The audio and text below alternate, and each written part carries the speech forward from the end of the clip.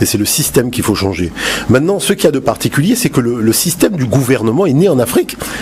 Quand Narmer a fondé l'Égypte antique en 3200, il avait déjà fondé un gouvernement avec un premier ministre, un ministre de l'Intérieur, un ministre des Affaires étrangères. D'ailleurs, le premier ministre de Narmer était une femme, il ne faut pas l'oublier. Et toutes les institutions qu'on a aujourd'hui administratives et l'autre, la région, la ville, il faut savoir que la ville en Égypte antique était déjà dirigée par un maire. Donc le maire, c'était déjà celui qui administrait la ville. La ville se disait Newt. Et le maire se disait le maire Newt, c'est-à-dire le maire de la ville. D'accord. Vous voyez, donc on voit le supérieur de la ville. Donc on voit que finalement, l'Afrique a apporté beaucoup en termes de réflexion. C'est peut-être aussi le fait d'oublier ce passé qui fait qu'on a tendance à prendre des modèles à l'extérieur, alors que les vrais modèles sont à l'intérieur. Et ça, c'est aussi valable pour la Guadeloupe. Alors une dernière petite question. Aujourd'hui, on voit par exemple la République du Congo qui s'apprête à réclamer ses œuvres à la Belgique. Toutes ces œuvres qui sont contenues dans des musées en Belgique. Qu'en pensez-vous du rapatriement La chose, c'est que il y a deux choses qu'il faut savoir. Une œuvre d'art, c'est tout sauf une œuvre d'art. C'est de l'énergie. Et le problème, c'est que regardez, les grands musées sont toujours au cœur des grandes villes. C'est pas en périphérie.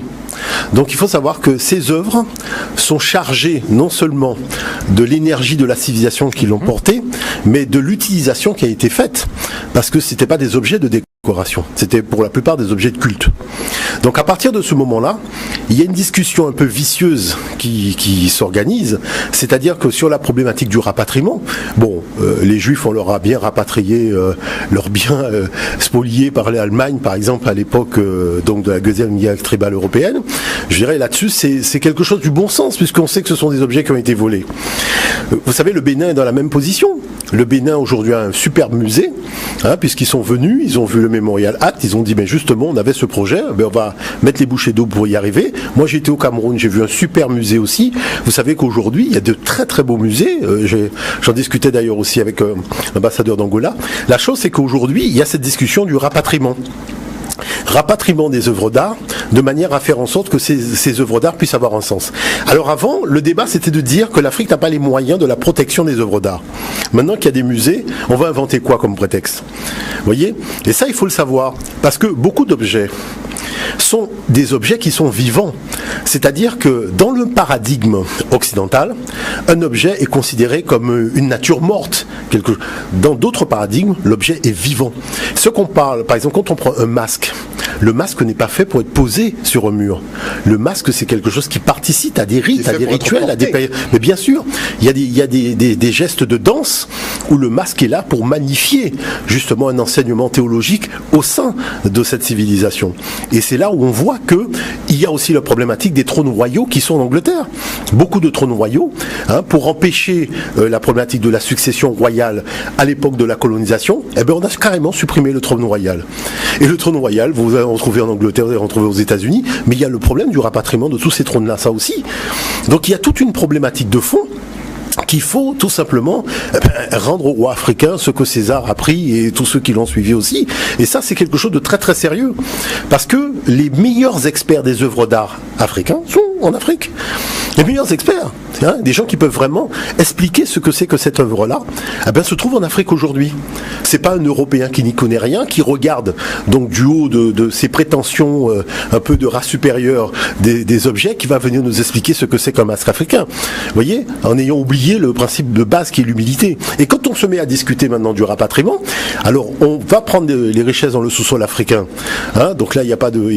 personne n'en discute vraiment, puisqu'on parle de tous les sujets sauf de celui-là. Mais la problématique de fond, c'est que tous ces objets qui font quand même la beauté aussi, c'est vrai, de grands musées, parce qu'il n'y a pas que l'Afrique subsaharienne, il y a aussi la problématique des objets d'antiquité, parce que c'est le même problème aussi qu'à l'Égypte aujourd'hui, même si les objets n'appartiennent pas directement aux habitants d'aujourd'hui, mais il y a la problématique de comment ces objets sont sortis de l'Égypte. Et il y a tout cela, toute cette problématique aujourd'hui qui fait que l'Europe est en porte-à-faux. Mais et ça, il faut le dire sérieusement. On vide les musées européens des œuvres d'art et des antiquités africaines, il ne resterait pas grand-chose alors. Ils n'ont qu'à faire des copies. Ça rapporterait moins. Non, c'est-à-dire que le problème de fond, mais il faut comprendre une chose, un grand musée, c'est je dirais un appel touristique important. Quand vous avez un musée quelque part... Et c'est par rapport à certaines pièces de référence. Oui, mais la problématique, c'est que comment vous avez eu ces pièces? Vous les avez volées? Vous ne pouvez pas priver un pays d'une pièce qui lui revient de fait et qui doit participer à son développement économique et à sa politique touristique sous prétexte que vous l'avez volée, que vous voulez la conserver parce que finalement vous avez mis un clou et que le clou vous a coûté relativement cher pour accrocher le masque. C'est pas notre problème. Le truc a été volé, mais c'est de d'évidence claire. Moi, vous savez, je dirais quand même une chose, parce que il faut quand même dire un certain nombre de choses. Il y a des territoires qui ont carrément été volés. Quand vous regardez les aborigènes d'Australie, quand vous regardez un certain nombre de peuples, vous imaginez que les aborigènes d'Australie disent que les Indiens d'Amérique qui sont dans des réserves sont mieux lotis qu'eux. Parce qu'ils ont des réserves au moins, les Indiens d'Amérique. Eux, ils n'ont même pas de réserve. C'est-à-dire tout le territoire appartient à la puissance coloniale qui s'est installée. Ils n'ont pas la possibilité de défendre les lieux où ils enterrent leurs ancêtres. Et comme par hasard, les lieux où ils enterrent leurs ancêtres, c'est là où on veut enterrer des déchets. Donc il y a des problématiques et vous avez remarqué que les protestations des aborigènes, ça se voit pas beaucoup à la télévision dans le journal de 20h. Ouais, presque pas du tout. Presque pas du tout. Donc c'est ça aussi les problématiques de fond.